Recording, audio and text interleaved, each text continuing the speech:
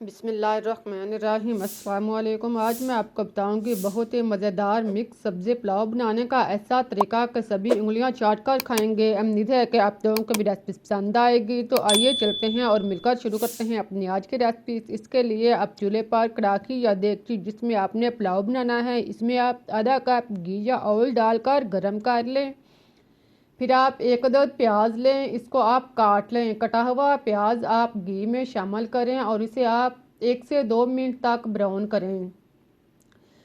प्याज को आप हल्का सा गोल्डन कर लें। ख्याल रहे कि आपने इसका ज़्यादा कलर नहीं आने देना। इसे ब्राउन करने के बाद आप एक अदद बड़ी इलायची शामिल करें, साथ में एक स्टार शामिल कर लें, 2 दालचीनी के टुकड़े डाल लें। फिर आप इसमें लौंग 3 से 4 अदद शामिल कर लें। ज़ीरा साबुत 1 चम्मच डाल लें। काली मिर्च साबुत आधा चम्मच या 12 से 15 अदद इसमें शामिल कर लें। फिर आप सब्ज़ इलायची 2 अदद शामिल कर लें। कड़ी पत्ता 2 अदद डालने के बाद आप सुरख मिर्च गोल 7 से 8 अदद शामिल कर लें। अगर गोल सुरख मिर्च नहीं है तो आप लंबी इस्तेमाल कर सकते हैं। इनको आप डालने के बाद 1 से 2 मिनट तक फ्राई करें। फिर आप अदरक कुटा हुआ 2 चम्मच शामिल करें। अदरक डालने के बाद आप इसको मज़ीद 1 से 2 मिनट तक फ्राई करें, यहाँ तक कि अदरक का कलर जो है वह ब्राउन हो जाए। फिर आप इसमें चिकन 1 कप बगैर हड्डी के शामिल करें। इसको आप छोटे छोटे पीसों में काट लें।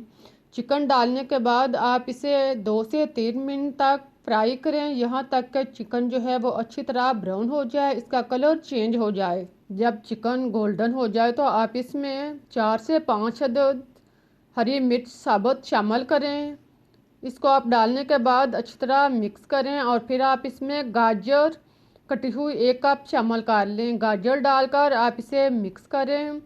साथ में आप 2 अदद आलू कटे हुए शामिल कर लें। आलू डालकर आप इसे मिक्स करें और दोनों सब्जियों को आप ब्राउन होने दें। इनको आप ऑयल में फ्राई करें। फिर आप 1 अदद टमाटर लें, इसको आप काट कर शामिल कर लें। कटा हुआ टमाटर डालने के बाद आप मज़ीद इसे 1 से 2 मिनट तक फ्राई कर लें। अब आप 1 कप मटर इसमें शामिल करें। मटर डालने के बाद अब सारी सब्जियों को आप 4 से 5 मिनट तक अच्छी तरह फ्राई करें ताकि सारी सब्जियां जो हैं वो अच्छी तरह ब्राउन हो जाएं।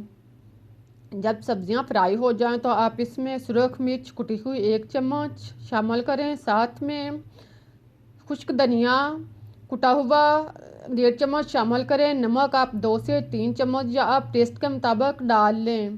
फिर आप इसमें आधा कप दही शामिल करें। दही डालकर आप इसे मिक्स करें। दही को आप अच्छी तरह सब्जियों में मिक्स करें।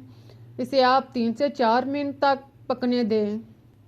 अब आप इसमें साथ हरा धनिया कटा हुआ भी शामिल कर लें। इन सब चीज़ों को डालने के बाद अब आप इनको इतनी देर तक फ्राई करें कि दही का पानी खुश्क हो जाए और सारी सब्जियां जो हैं वो अच्छी तरह भुन जाएं, फ्राई हो जाएं।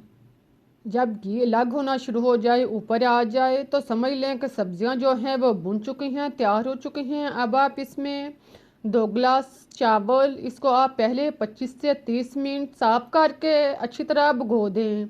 भीगे हुए चावलों से पानी उतार लें और फिर आप इसे शामिल करें। चावल डालने के बाद आप इसको 1 से 2 दफ़ा मिक्स करें। चावलों को मिक्स करने के बाद अब आप इसमें 2 से 3 गिलास पानी शामिल करें। पानी डालने के बाद आप चम्मच चलाएं और इसको आप अच्छी तरह मिक्स कर लें।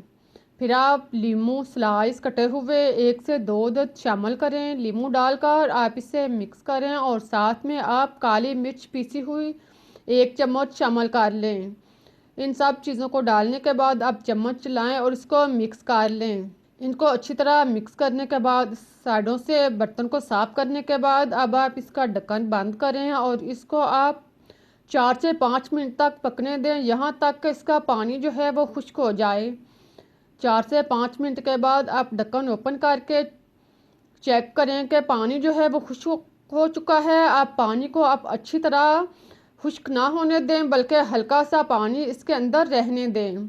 चम्मच चलाकर ऊपर वाली तह को नीचे और नीचे वाली तह को आप ऊपर कर लें। फिर आप इसकी सतह को हमवार कर लें। इसको आप अच्छी तरह हमवार करने के बाद इसका ढक्कन बंद करके इसको आप लो आंच पर दम पर रख दें। इसे आप 12 से 15 मिनट तक दम पर रखें। इसके बाद आप ढक्कन ओपन करें। आप देखें बहुत ही मज़ेदार और टेस्टी पुलाव जो है वो तैयार हो चुका है।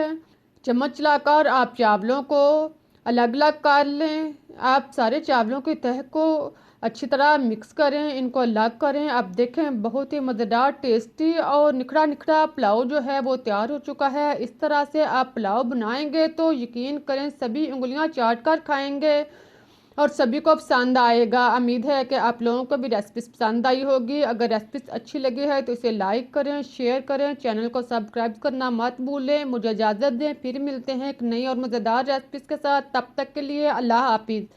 इस दुआ के साथ कि अल्लाह आपके माल और दौलत में, रिज़्क़ में इजाफ़ा फरमाए।